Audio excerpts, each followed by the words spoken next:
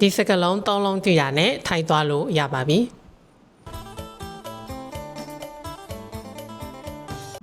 ပထမတစ်လုံးကတော့အနီးထောက်လိုက်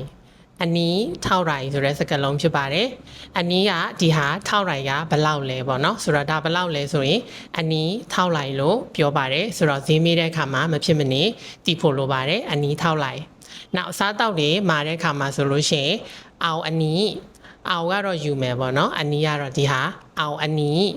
အောက်အနီးလို့သုံးလို့ရတယ်။နောက်ဟိုဟာလေးယူမယ်ဆိုရင်လည်းအောက်အနန်းလို့သုံးပါတယ်။အောက်ကတော့ယူတယ်အနန်းကတော့ဟိုဟာပေါ့နော်။ဆိုတော့ဟိုဟာယူမယ်ဆိုရင်လည်းအောက်အနန်းလို့သုံးလို့ရပါတယ်။နောက်ဆုံးပိတ်တစ်ခုအနေနဲ့အပိုလေးပြောလိုက်မယ်။ lốt nổi đây mày